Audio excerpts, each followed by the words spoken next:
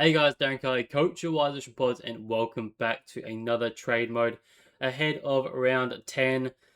And it's been a bit of an interesting week so far. We've had a bit of news come out in the last 24 hours that Nasiah Wangani Malira is apparently out for the next 3 weeks. So that throws a bit of a spanner in the works for a lot of people's trades, but it probably saves a lot of people as well because trades were going to be pretty tricky this week. So it's just getting a bit of that vibe this week that it's going to be a bit more of a sidewaysy sort of trade. So we can probably avoid doing a bit of downgrade this week. So that'll probably be a bit of a nicer way to go about it because we are starting to get these guys that are probably needing to go, like a Tanner Bruin, like a Rochelle, all these sort of guys that are starting to that were mid prices that are sort of starting to really fade away can now go, and you can do a bit of a sideways shuffle to get some better players in. So that's probably what I recommend this week. But let's get straight into it this week. So looking at the downgrade targets, so obviously Nasai is the number one trade out target already. He's 3 weeks out, so in my book that just means he has to go, particularly because we'll be starting to extend into the buys. So having an extra premium on the buy is just never a good thing. So you're really going to hamstring yourself. So I think he's just one that you have to trade out. I think it would be a miracle if he came back within 2 weeks. But 3 weeks is just far too many for a guy like him. So happy to jump off him. It does suck though, because yeah, he was about to go on such a nice run. Like these next two are pretty strong, but now he probably won't come back until the Sydney matchup, which we won't jump on straight away anyway. So he'll be someone we look at throughout the buys as a target, probably after his round 16 buy, because again, I mentioned this last week that round 16 buy is the tougher one of the bunch. So yeah, keep that one in mind. But yeah, definitely has to go. So he is the number one target, and I'll just bring out my trade targets here. So number two, I do have Farrow. He's just dropping money now, so I highly recommend if you can jump off a guy like him, then yeah, that's obviously very advisable. It's just tricky because again, if you're trading at Nasai and trading at Farrow, how can you make trades work without downgrading one? Because you really don't need a whole lot of money from Nasai to sideways him to a Whitfield. I think it's only 20k. You could even downgrade an Asaya to, say, a Zorko or an Amon, who we'll speak about in a minute. So, yeah, there's plenty of options in that defensive line, but there's not a whole lot of appeal in that sort of area at the moment. So, you probably can't get quite the money you want to get a Farah up to a decent player. So, you're sort of having to play around that sort of Nick Newman sort of areas, but that's still 200k you need. So, it is a tricky one to trade him out this week, and that's what I'm having trouble with. So, but if you can and you have the luxury to trade him out and you have that money in the bank, then absolutely, I think he can go. Tanner Bruin's another one as well. I think he's probably a bit more of a bigger priority than, say, a Josh Rochelle, even though Josh Rochelle has, been dropping the money. I just feel like, that the forward options just aren't there. There's not that many that we're sort of that keen on. We saw on the weekend that they can all have stinkers on their day. So, Josh Rochelle putting up a 66, he's probably only 10 points off what most of the other guys are doing anyway. So is it really that bad? I know he's lost a row. I know he has a tough run and all that sort of thing. But yeah, I could easily see everyone jump off him this week, and then Rankin gets tagged on the weekend, and then that means Rochelle gets a run through the midfield. So yeah, there's always those sort of things going on, and I just think I'm happy to let him sit there. Yes, he's rotting in cash. It is whatever. He'll be someone that I can address throughout the buys and really get up to the guy that we have the most certainty on, which obviously will be a Petrarch or a Pickett and whatnot. So those type of guys. So I'm happy to let Josh Shelley sit there, but he's still, if he's just someone you want to get out of your team, he's still number 5 on my list. But I think Tanner Brown is the higher priority of the two. Just again, he's now starting to drop in cash, got a very high break even. His role has significantly changed, so he's now spending he's now a half forward rather than being that half backer. And the way that a lot of people were talking about the Geelong movement on the weekend really glazed them a lot to say that this new sort of handball happy sort of movement from the halfback to the forward line was really damaging. Obviously, got the job done against the Pies by 60 points. So I have concerns that this is going to stay this way, and that means we're going to get a ton of Bruin that's scoring 60s quite quickly. So if he puts up 60 this weekend, he's going to drop quite a bit in coin. And I just feel like there's prime targets in the midfield at the moment that we want to be picking up. A Bontempelli is by far probably the biggest trade target this weekend, and he's only 150k more expensive than a Tanner Bruin. So if you can make that 150k quite quickly, if you have a bit in the money in the bank, or you can downgrade an Asaya, you can get that upgrade quite easily to get a Bont in your side, and that's quite simply going to be 40 or 50 points of upside quite in that one position from a Tanner Bruin to a Bontempelli. Yes, obviously there's issues with Bont with concerns of tags, but yeah, I think Bruin can go anyway. So I think he's number 3 on my list, and then I had Sarong at number 4.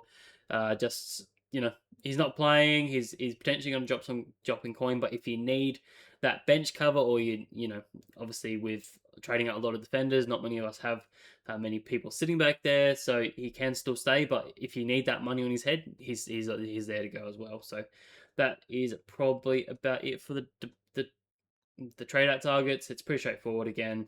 Besides obviously the main guys that we're looking to jump off of, but you got the other guys. Like I wouldn't be reluctant to trade out Willem Dersma, but he does still have a pretty nice run. But these rookies can be rested at any point in time, so that's something to be aware of. Off the stadium at the Giants should be okay. He does pretty well around the ground. The Pies, again, they concede a lot of marks, and then Essendon as well after that. So next 3 matches I think are pretty good, and we can get him to at least round 13, but that's just where I sit. Gothard, if you have him, he can still go. But West Coast Eagles, again, he could pop a good decent score, but he's put 340s on the record for the last 3 weeks, so highly doubt it. Steele, again, could be another one where you could find that avenue of finding a bit of money.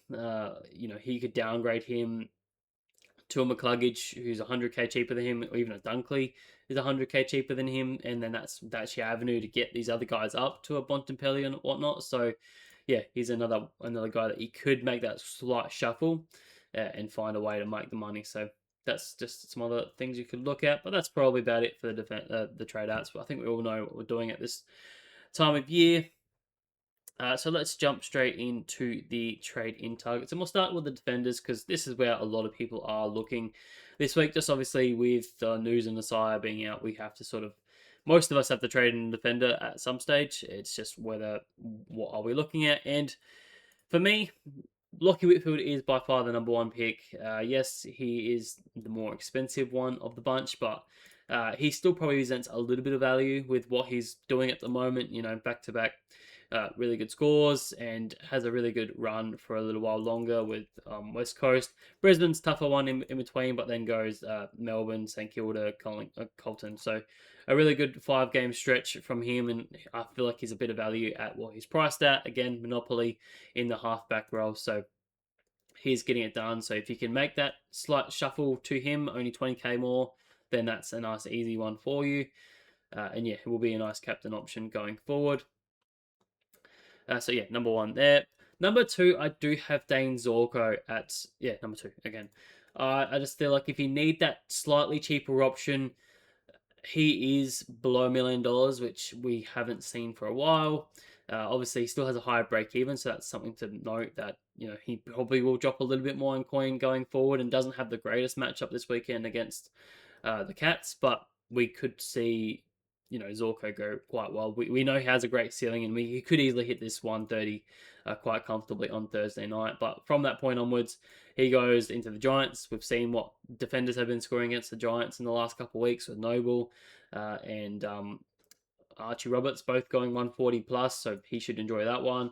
Even the Freo are a light green matchup, and then obviously the Suns, and then Richmond. So actually has a pretty strong run in his next 5, but just this week is probably the struggling one. But he actually quite likes playing against the Cats in his career, so he's actually averaging the most against them, and he obviously loves playing at the Gabba as well. So I think he's definitely a viable one, and yeah, you get 60k from him, and that could be your avenue to jump up a little bit from on the other side of things.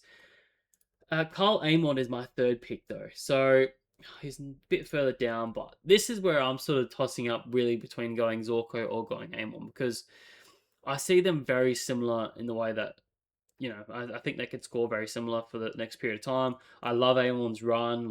It's probably easy to show you here as designated kick-out player. They go to Hawthorn. We're looking here. Melbourne, so great matchup this weekend. Should go another 110 or roughly around there, as he has done for the last 3 weeks. Adelaide's the only tough one in between there, but that's at Tassie, so it'll be a bit of an unusual game. Then St Kilda and Bulldogs, again, bright green matchups. The bye round 14, that's pretty handy as well. There's not a huge amount of defenders specifically on that bye. You're along with Fremantle, there's no one there. You've got Collingwood, maybe Houston, maybe a Josh Dacos. That's maybe the only thing to be careful of. If you've got both those guys, then Carl Amon maybe isn't your guy. And then obviously Carlton if you have a Nick Newman. So yeah, you got to be careful with how your buy structure goes. But I think for the majority of the part, I think around 14 buy isn't too bad to have. And then from that point onwards, he's got Gold Coast, GWS, Melbourne, Carlton being a hard one, then Richmond and Essendon up until round 20. So it's actually a pretty strong record, only having two tougher matchups in about 10 weeks of football. So he's someone that I could see easily going 100 plus in that time frame, priced at below about 90. And again, has shown in the last 3 weeks that he is able to get the pill in his hands and find a way to get the ball. So, 110s in a row. Again, pretty good opponents. These guys aren't any slouches. They're pretty good. So they're able to find a way to get the ball done and is hitting all lines. So getting a few tackles, getting quite a few marks, and then obviously getting plenty of disposals around the ground as well. So. But it's just tossing up whether you like a Zorko or you like a name or more. I think Zorko's obviously the safer one, that he'll be closer to a top six forward, top six defender for the year if he can turn his form around a little bit, and assuming he doesn't get injured again, because that's the other issue you got. Whereas I think we have evidence that Amon was injured to start the year. We saw the knee strapping. He's sort of gotten over that now, and he's really returned back into form, and he's getting the reward now. So anyone that jumped on him last week would be pretty happy, but I still think he's a very viable option this weekend if you're looking for that cheaper option. But then if you're looking even cheaper again, obviously you still have a guy like a Nick Newman who's 50k cheaper or roughly about that. So he has the Western Bulldogs this weekend. But the only concern I have with Nick is just obviously Vossi has walked away from the club. So there is going to be some volatile changes I expect coming into that football club. So it would be interesting to see how sort of people change their roles, whether they change their game style. It's just sort of something I want to sit back and watch rather than jumping straight in, because it could really burn you quite quickly if Nick Newman's role completely changes and he plays out on the wing more, or does something different than what we are expecting him to do as a halfbacker, grabbing kick-ins and getting plenty of the ball off halfback. So I think I'm one to just want to sit and watch rather than jump in and take the risk. But he is still there as an option if you wanted to go there. Besides that, I'm not a huge fan of many other options as a pure defender. Noble has been great for the last 2 weeks, but I just think he's had two glorious matchups. He now goes into a really tough matchup against Port Adelaide, then North, and then the Lions. It's probably easier to show you here that it's actually 5 tough games of run. So Port, North, bye, and then Brisbane, Geelong, Hawthorn. So all red in that matchup, or plus an orange one in there. So I'm not a huge fan of jumping on that one at his price point. I think Budurik's more of a forward option that can be, than what I don't think people are trading him in the defensive line, but if you are, he's an okay option. We'll talk about him a little bit more in the forward section, but yeah, he's okay. I don't think he's going to be amazing, but I think he can be okay for an extended period of time. Sinclair, if you don't have him, he's still another great option you can jump on. He's just highly owned already, but just hasn't quite been getting those ceiling scores, but just very consistent, hitting those 90s to 110s every single week. Only dropped his lowest score has been a 90 so far this year, so yeah, you absolutely take that. Plus a Richmond game, he's definitely should go well on that one. I wouldn't be trading it to Ash just with the whole midfield minutes he's getting at the moment. It's not looking great. He's been quite poor in the last 2. Still getting plenty of marks, but just not quite getting those ceiling scores and not getting as many possessions And that's not so much due to the opposition. Like those two have been great oppositions for midfielders specifically, but just more so GWS are spending so much time, playing defensive mode. They're really pressing a lot back there, so it's not allowing a lot of free ball to get those sort of cheap possessions that we sort of expect from these guys. So it's just not allowing him to go big. Plus, he's not getting tackles at all. One tackle as a midfielder is just not good enough. So he definitely needs to improve that in his game before I recommend anyone jumping on him. So I wouldn't be going there. Miller, I wouldn't be going there again. Tough fixture for a little while for the next 3 weeks, particularly as good as he's been for the last 3 or 4. There's probably a couple other guys I'd have in front of him, like an Amon and a Zorko that are in that sort of same ballpark. So that's probably about it. And I'm just off Dale now with Buderick back there. Yes, he had plenty of kick-ins, but that's pretty much where all his possessions came from. He had 11 kick-ins, I believe, on the weekend, and he only had 25 touches. So, yeah, not the greatest. Really took away a lot of his marks and isn't being used as the main ball user. So I'm just not quite there for him as a trade-in. And that's probably about it. It's going to be unique now. So that's where I sit with the defenders. Just quickly touching on the downgrade targets. I haven't done a downgrade target section in this video because there's just no one that we're looking at. I'd highly recommend avoiding doing the downgrade targets if you can. Just because, there's so many unknown areas with a lot of these guys. So unless you're paying up for, a guy like a Sullivan Roby, who is, I can't even know. So he's a 426k. He's probably the only one I'm comfortable with trading into, but he is still very expensive. But he will also be a pretty handy sort of cash cow, mid forward bench cover throughout the buys. So, and he seems to be getting a bit more opportunity now. Sharp went down on the weekend, so he sort of became that fourth midfielder. The only concern I have with going with Arobi is that with Caldwell potentially going to return this weekend, he's a test to play. So, yeah, that could mean that he would spend a little bit more time more as a forward, as we have seen him go to start his career, and he's dropped those poorer 36s and 22s before. So it could bite you in the bum a little bit quite quickly if he does drop a low score. Think of what, Sam Cumming did on the weekend after a great score on the weekend, just fell away, put up a poor score, and now he's killed all his cash generation. So it can really work against you. So my advice would be trying to avoid doing these downgrade targets if you can, because I have no faith in a Paddy Cross here. I think he would be dropped pretty quickly with a few guys coming back. Toby Murray, I don't love it as well. Just tougher matchups, and I've said before, he definitely could trouble a lower score. So I'm just not quite there with that one either.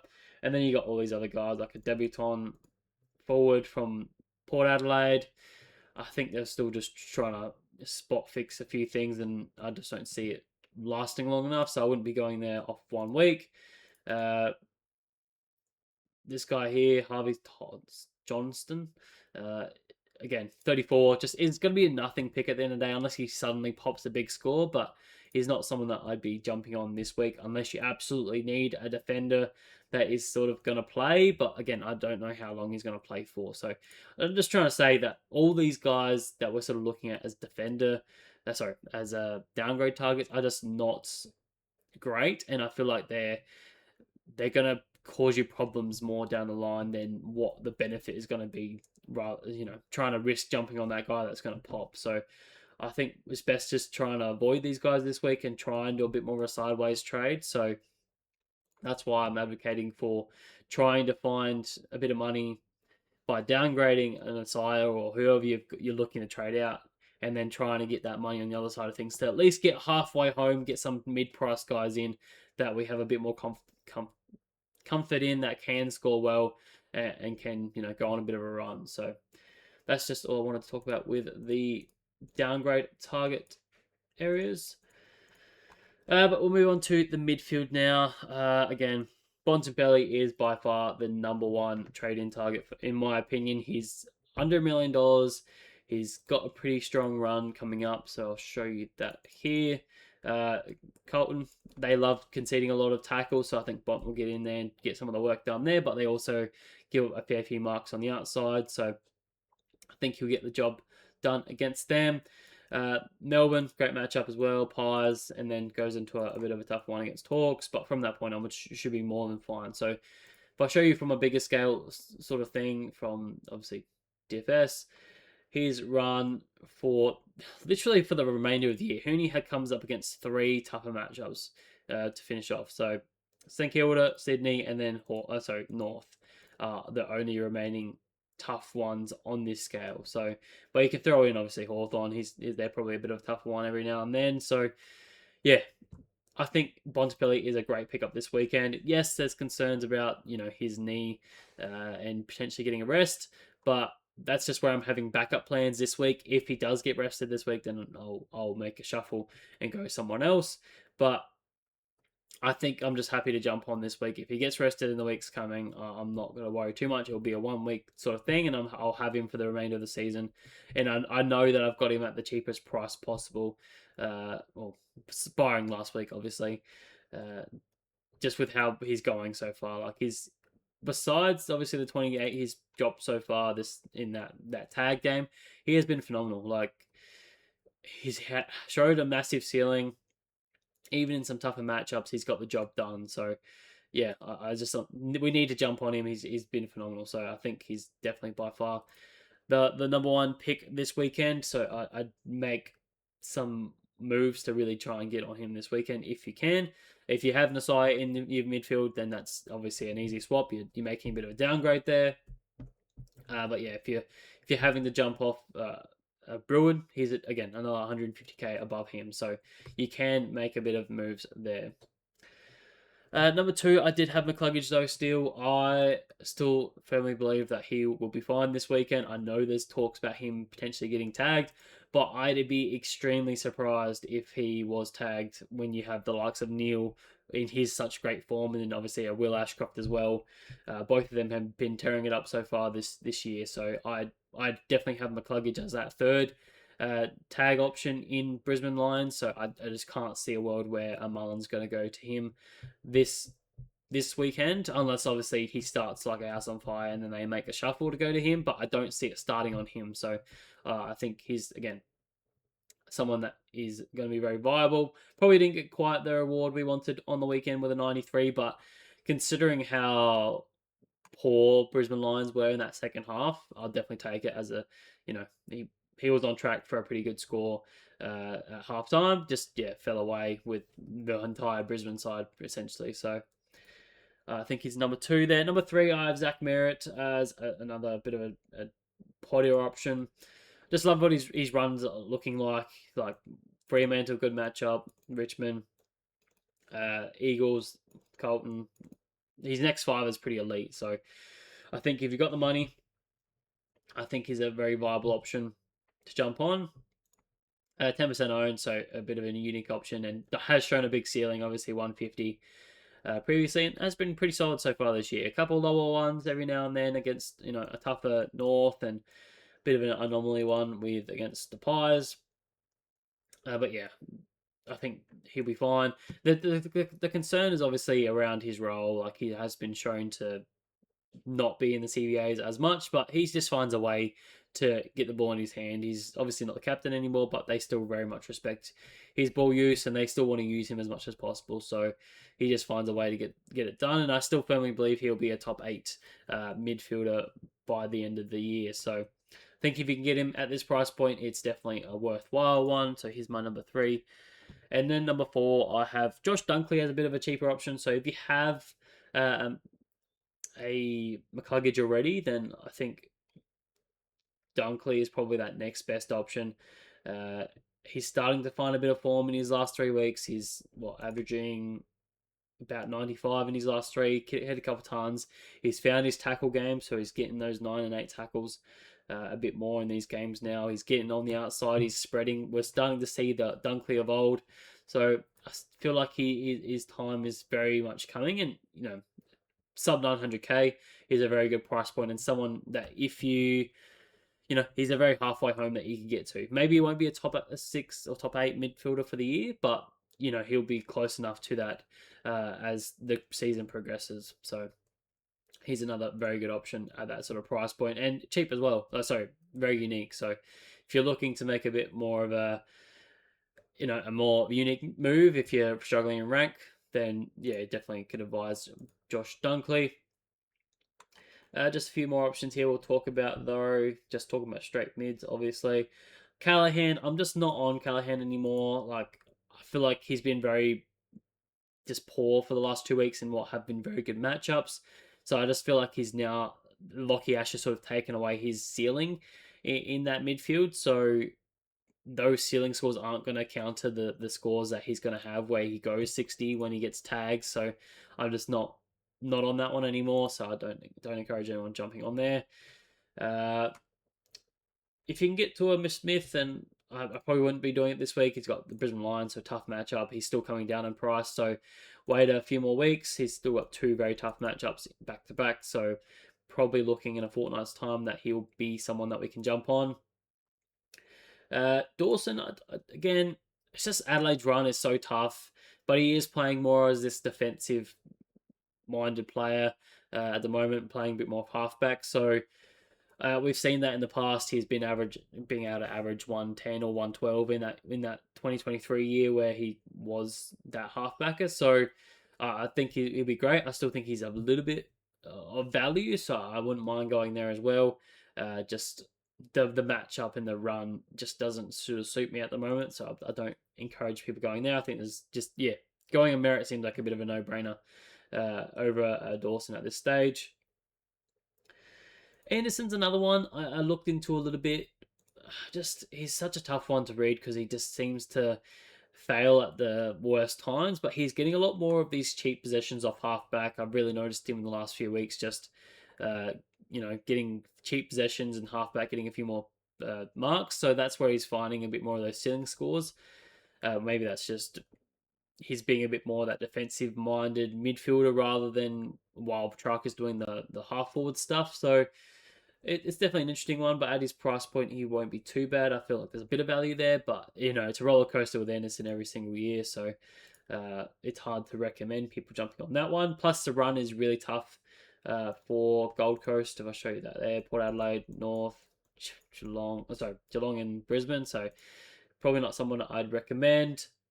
Neil's just too expensive now. I think we've sort of missed him when he was 100k cheaper, so not quite going there. So that's probably about it for the midfielders there. Quickly touching on the ruck. So if you're making a shuffle on the ruck, which I don't think many people are, but just in case you are in that very luxurious position, I'd still be jumping on Grundy if you don't have him already. He's got Oscar Steen this weekend, so that's another bit of news that I didn't mention is that what's his name? What kind of Darcy Cameron is out for this weekend with a bit of an injury. I can't exactly recall what it is, but yeah, he's definitely missing this week. So that means Brody Grundy is going to go up against an Oscar Steen, which should be a very nice, fruitful matchup. So he would be a very good VC option this weekend. So if you don't have him, he is a viable one. If you already have Brody Grundy and you're looking to make an upgrade, then it's hard to stop you going to Luke Jackson. He's just been so good for the past 5 weeks, particularly, and with Mason Cox potentially being a bit more injured, obviously he copped a bit of a knock on the weekend. He's going to get more and more time in that midfield and in that pure ruck role, and that's only going to allow him to go massive because we know how good he is when he does get that sort of ruck role, and he's tackling, he's marking, he's hitting the scoreboard, he's just doing everything at the moment. So yeah, he's just absolutely dominating. So I wouldn't stop you from jumping on him. And number 3, I still have Max Gawn. He's starting to bottom out in price a little bit now with a 130 break even. So he's starting to turn his form around. But his run is this week is tough, but from that point on, it's pretty okay. And next 3 is pretty strong. So if my preference is to hold out on upgrading in the ruck line, but if you're really keen on jumping off of a Mick Andrew this week, then yeah, I wouldn't stop you. There's definitely there's decent options there. Into the forward line where we'll finish off, and this is where a lot of people will be looking because they're jumping off your Rochelle or making a few shuffles in here. And my number one trade in target this week is Jordan De Goey. He's someone that I've been keeping an eye on for the last little while. Where is he? Why can't I find him? Because he's not being traded in that much. Um, Jesus, I'm just missing him. I'm 100% missing him because he's not that bad. There he is. I've been keeping an eye on him. He's got the great role, at the Pies. He's obviously playing a lot of midfield, and we know he can be a bit of a scorer, but he's just the body hasn't quite been holding up so far in the past previous years. Even this year so far, he's missed a couple games. Just being round 6, to be honest, from that round 5 injury. But pretty much he's been building into it last 3 weeks. So 89, 78, and 118.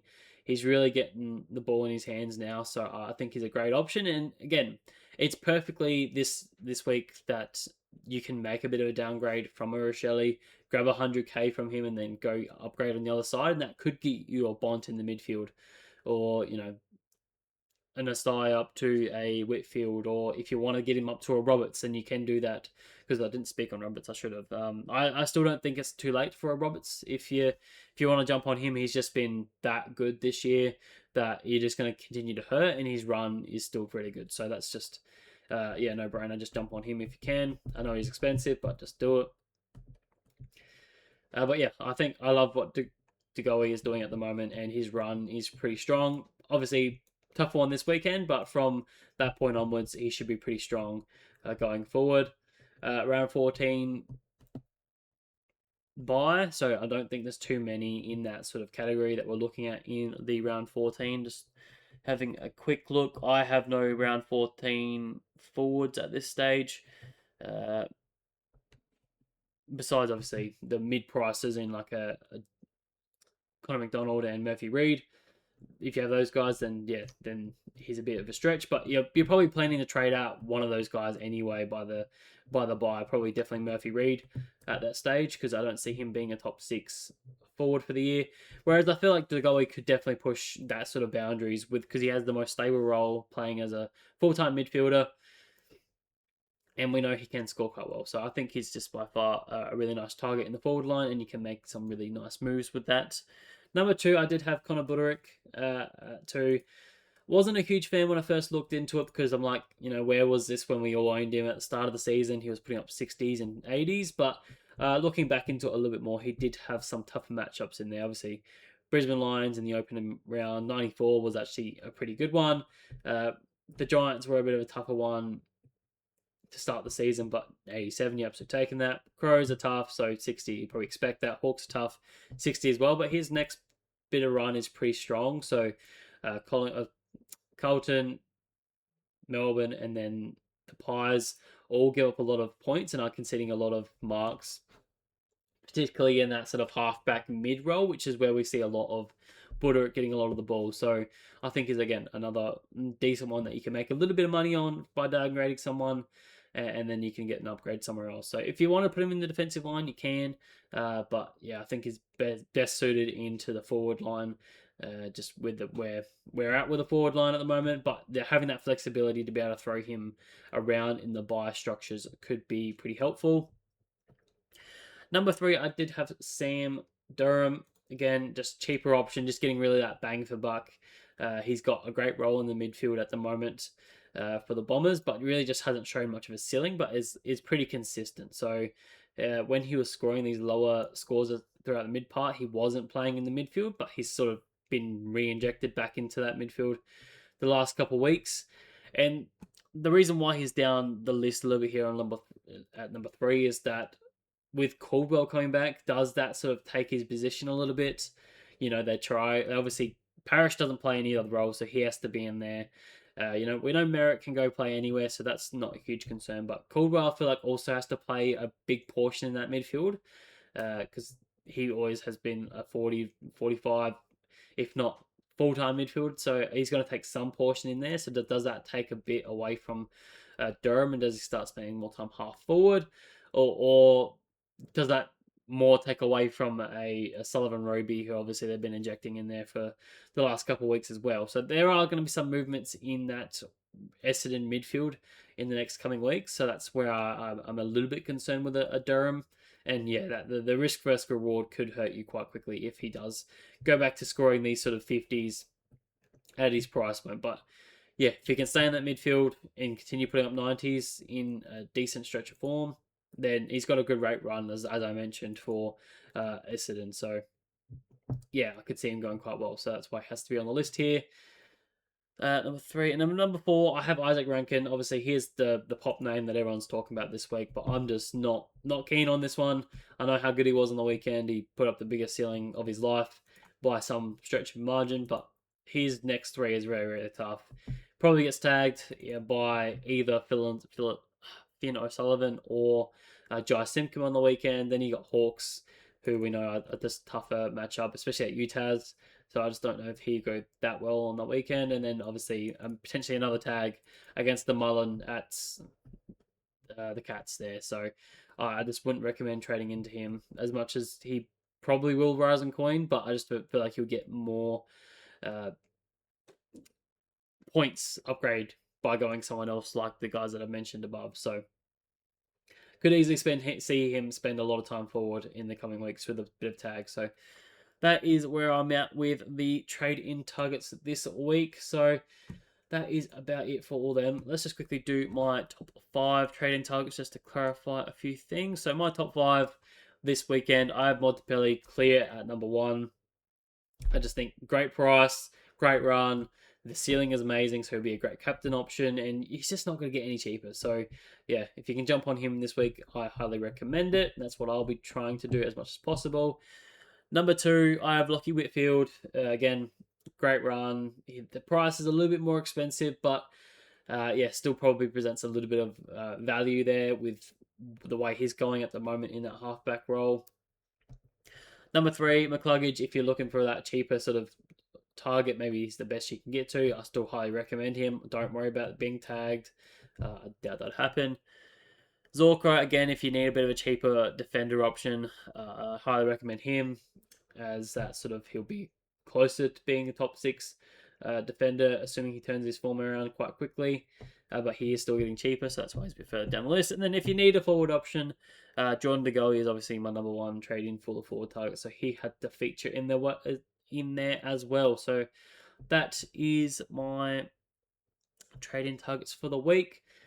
Just a common question that I've seen floating around the fantasy space so far this week is, doing that whole sideways trades. So my opinion on that is this is probably the week to be doing it.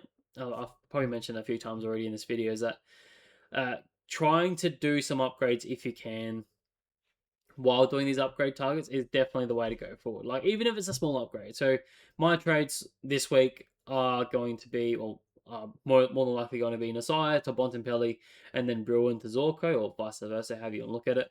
And that's still getting a guy like a Bruin who's a mid-pricer who has been very good, but, starting to turn his form around, to a guy like a Zorko is still an upgrade, It's still getting to one of those guys that can be a premium for us in that line. So that's the way I'd lean to. But if you can go from a rookie like a Farrow to a mid-pricer like a McCluggage or a Nick Newman or something like that, that's still a massive win this week, because you're still making that upgrade, getting that rookie off field and getting more points on the ground, and you're not having to mess around with the downgrade targets this week because there is no clear option, and I just don't feel comfortable trading into any of those sort of guys at the moment.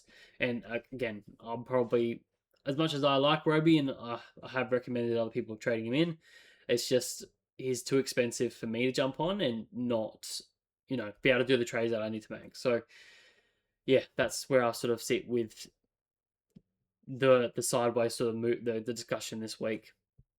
Is that my preference is trying to maximize your points on field going forward, and really just targeting these guys on the buy. Full focus now is on the buy as we get closer, because we need to really try and nail it. I think, again, we can be a bit more aggressive this year by trading out these mid prices that aren't going to be in our side for the remainder of the year. Even, failing premiums that aren't going to be sort of around there, we can make those sort of shuffles. So like a Jack Steele, you could definitely look to jump off him when it comes to his buy. So you can make those sort of projections now to really try and nail your buy structure. So that's just where I'm at. But that is probably a bit for me today, guys. Bit of a shorter one. Yeah, there's a lot of discussion points going on, but I think it's a relatively pretty good week. Obviously, we've got some pretty clear targets up the top, but it's just whether you can make your trades work to get them, because it is a bit team dependent this weekend. Whether you brought in a bit of coin on the bench or whether you really were really tight on your cash, so it's a bit tough. So, but yeah, please leave a like, subscribe, do all those great things. Besides that, I'll see you for captains tomorrow. Cheers, guys.